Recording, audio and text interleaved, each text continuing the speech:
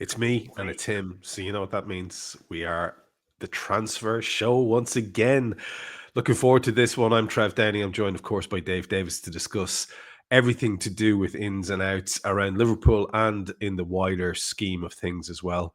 But once more, my friend, welcome to the show. And you are, of course, the main source of info for it. Looking forward to this one. People are going to be a little bit all over the place emotionally, I think, at the moment, because things are not exactly great. You were, as usual, witness to the most recent offering at Anfield. It's a strange old days to be read, isn't it, Dave? I mean, I find myself with feelings and thoughts and saying things out loud that I'm surprised at myself for saying, but they're nonetheless valid. Things to do with the manager, which will be our first story, which is absolutely a sacred cow for some and absolutely fair game for others. And I know I heard you talk on your show about this as you were sitting on the drive home to Edinburgh from Anfield. What kind of thoughts are going around your head about this whole topic? I had a nice little playlist to keep me company. I had a bit of a Fleetwood Mac, Don't Stop Thinking About Tomorrow. Sound of Silence from Simon and Garfunkel, like Hello Darkness, My Old Friend, was bellowing through at the moment. So, yeah, there was that and a few cherry Pepsi Maxes. But honestly, mate, like, we just talked about this before the cameras went live. We are almost becoming everything we hated. You talk about a team objectively and be like, don't be a boring side. Don't be a weak side. Don't be like passive in the press. Don't like look uncoached and just have no idea of what's going on. We have literally become everything we hate. It's not a good time right now, is it? Let's be honest. It's not. And it brings us to the first story, which is an unavoidable story. And if it's something that offends your sensibilities, you find it a little bit delicate, of a question, you are one of these, he won us the league, and therefore he has carte blanche. Look, I get it. I do. I really do get it. And it's a valid position to take. And I'm not going to denigrate it. Unlike people who might denigrate the position that I'm taking at the moment, which is I'm worried that things have gone so far off the rails that the season is going to be irredeemable. And then the decision has to be made anyway. And we've just chucked away a season. I don't find that acceptable in any way, shape, or form. No.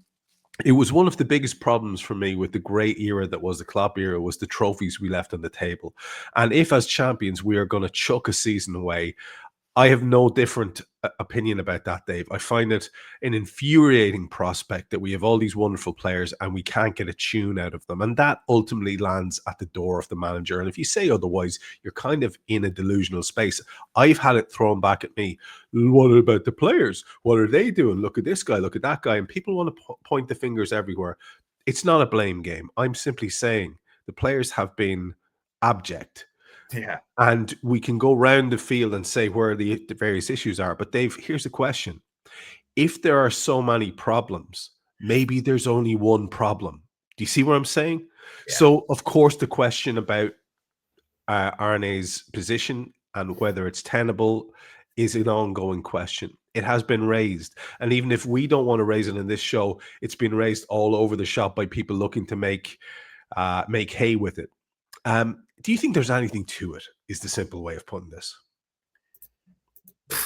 Yes, but when is probably the point. Yeah. So I think, listen, every journal or every person involved in the industry worth his salt is digging around like, Arne Slot, what's happening? What do you think will happen in the future?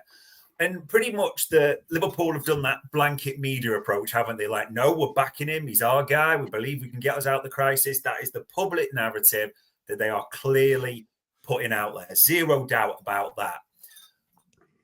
However, digging around this and looking, that I don't think there's really any surprise. We're not doing anything big here, or like, you know, people have this. It's kind of out there. Liverpool are looking at alternatives, aren't they? And options in the event that something has to happen. And I don't really think there's not another way of putting this. You can't really mince your words on this. It would be a dereliction of duty from Richard Hughes and Michael Edwards if they weren't looking at possible alternatives. I don't know how else to put it in that regard. Whatever you back him and whatever you think. Here's the big problem with it at the moment. Liverpool's line seems to be, we know what the minimum aim is, that Champions League spot, and they're still within touching distance. It's easy to look at the table and go, we're only 3 points, aren't we, off the Champions League spot? And people will throw all objective bats. I mean, shout out to Indy, had a little bit on it the other night, didn't we? And people are looking at things like this, Trev. I mean, 4 wins in the last 14, 2 in the Champions League. I mean, like, everything is stacking up. But the big bits that we're getting about, because it's naturally the biggest topic at the moment, of course it is. You harangue your people like, what do you know? Speak to people, get a lead, chase it. They don't want to dismiss him because there's admittance that they got it wrong somewhat, isn't there? And you can say, yeah, but he won the league in his first season. But this is their guy. That's important to say. They had numerous interviews with him. They carried out assessments. They did all their due diligence, digging, however you want to put it. So to sack him would be an admittance to the board, we got this wrong. It wasn't the right guy long term. And before anyone goes, it's just one season, he won the league. I'm not saying that. They picked Arne Slot as an option they thought could be longer term. Yes, it was on a 3-year contract, but one that, funnily enough, Trev, they started renewal talks, didn't they? And then they paused them. We all know why. They saw this as a long-term thing, and it's not working out that way. The second bit is, and I don't agree with all this people are saying, Liverpool is a sexy job. It's one of the headline jobs in football. Let's not make any mistake about that. But mid-season, situations elsewhere, like Alonso at Real, other bits, it makes it difficult to, just have the pick of your targets that way. That list does get, reduced somewhat. You have to be honest about that. And then the big thing as well is, because they did such due diligence on Arne Slot, and, he's talked about in interviews having his assessment, talking to Richard Hughes, didn't realise quite what was going on, the interviews, different bits like that.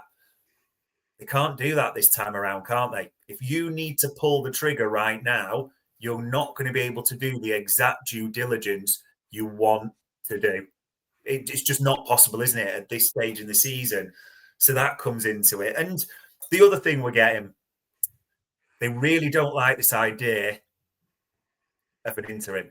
People keep going romantic, like Stevie J, Klopp, interim.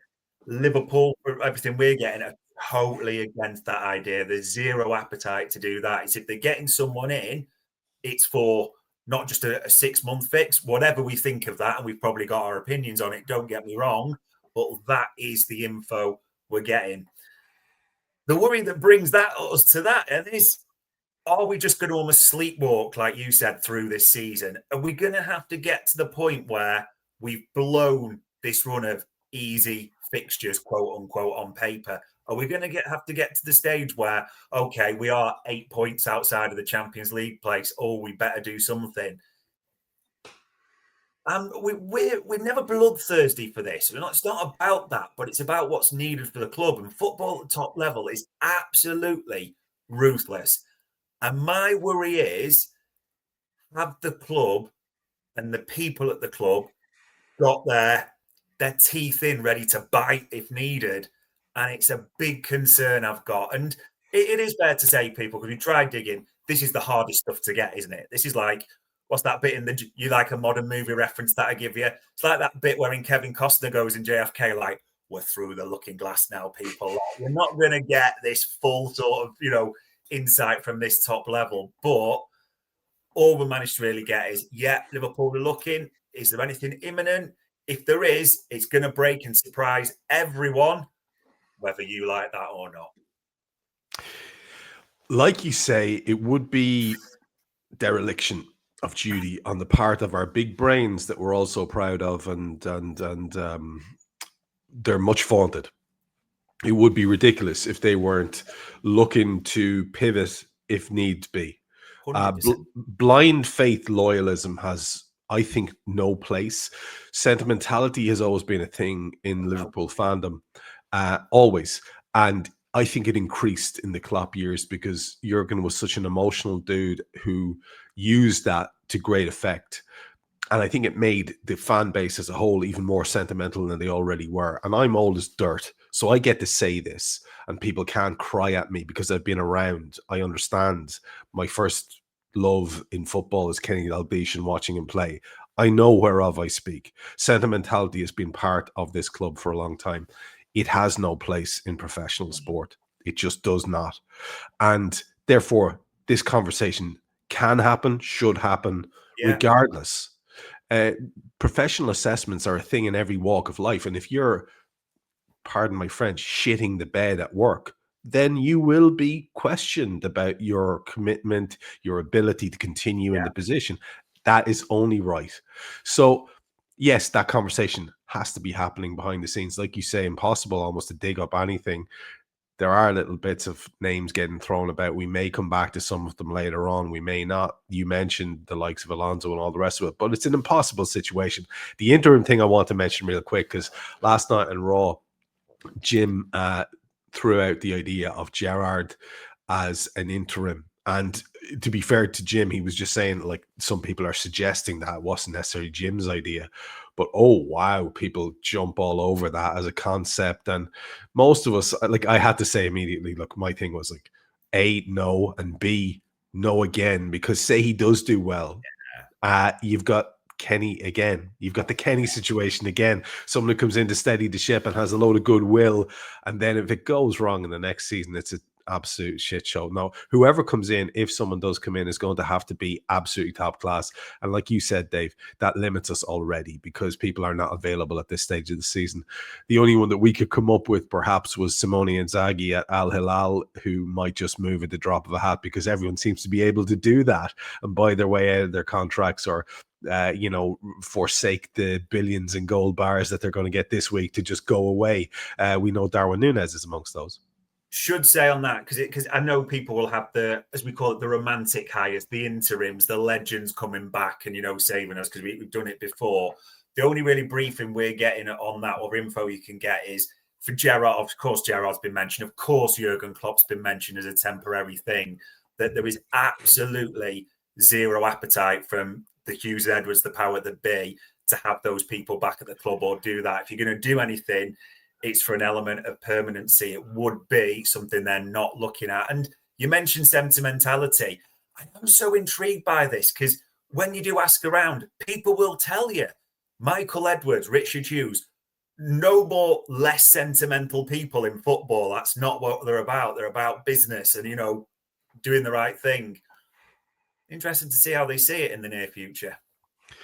I can see it kicking off there. In one of the topics in the chat is something that you and I discussed before we started the show, and it was the idea of the January window approaching, and that being an impetus for making the call, because obviously people will be of the opinion that money will be given to Arne Slot for him to go and make his choices. Personally, I don't think that's how it's operating. I would imagine, Dave, and I could be wrong here, that these players are being bought, certainly at this stage, regardless of what Arne Slot wants. And we've seen a few situations where players have been given contracts or kept around the place, and he doesn't want to work with them, so he doesn't work with them. And I think that's just on its face obvious. I would be amazed. So I guess the argument for, well, you can't give him money was one I was thinking of making and have made on previous shows with you. But more I think of it, I don't think it's really an issue. I think the players will be bought based on their profiles, and any manager, whether it's Slot or a replacement or someone next season, will be expected to work with that. Look, it's an interesting one. Like I said, it may come back around full circle towards the end. The comments are going wild. Sorry, guys, we've loads to get through. We will look in when we can. And I think it's Maxwell earlier on who's making a comment about my Phillies hat. Sorry about that. My Eagles hat. Sorry. I have relations in Philadelphia. I have friends in Philadelphia. Hence the hat.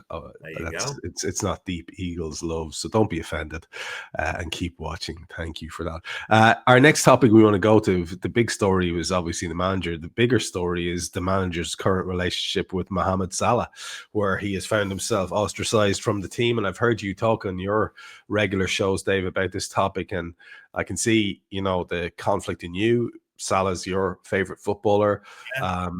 He is for so many people. Salah's the one who's single-handedly responsible for the league, as far as I'm concerned, last year. But these Saudi stories that we had talked about and got told we were terrible idiots seem to be coming back. And as ever, we don't say stuff unless we've heard it from someone that might be talking sense.